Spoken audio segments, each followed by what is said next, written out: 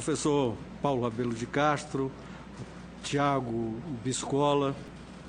Eu queria, primeiramente, como sempre, brilhante, inteligente, eloquente, colocar algumas questões que me parece que complicam um pouco as coisas.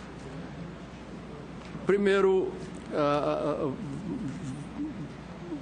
o professor Paulo lá para as tantas falou, talvez nem precise diminuir o ministério.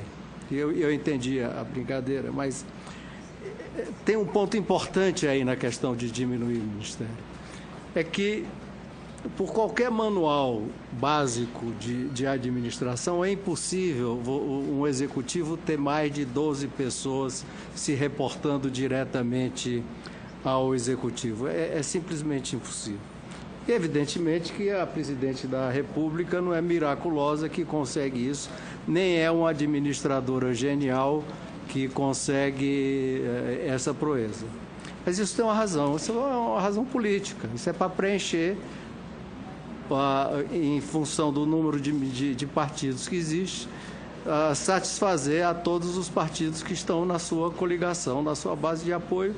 Então, quanto mais partido tem, quanto mais ministério nós vamos precisar ter. Portanto, a lógica política do nosso governo e da nossa política não obedece a esses critérios racionais que Vossa Senhoria se referiu aí.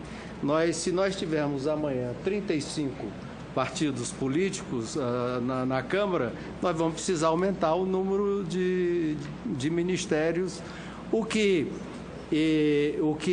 é o símbolo de uma deterioração política inadministrável. Isso é simplesmente inadministrável. Nós precisamos começar a mexer também nesse lado dos focos de inadministrabilidade que acontecem por aí.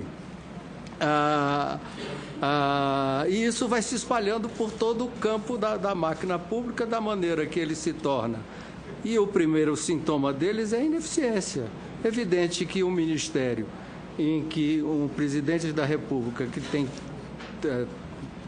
39 ministérios se reportando, é ineficiente.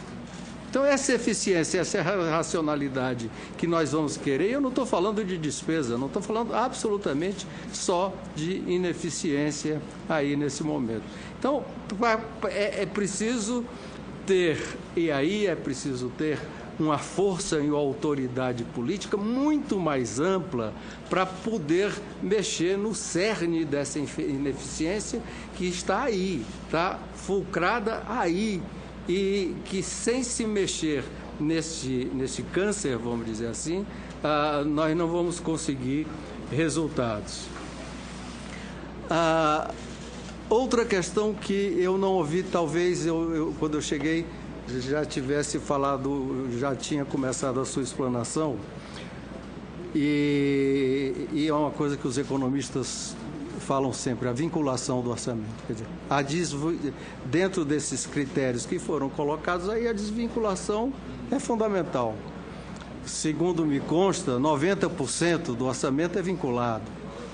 E eu não sei como conseguir esse equilíbrio com esse nível de vinculação. Eu acho que também é praticamente, e para isso é necessário também uma mobilização e uma força, uma substância política muito grande e uma vontade política muito grande para fazer esse tipo de fiscalização.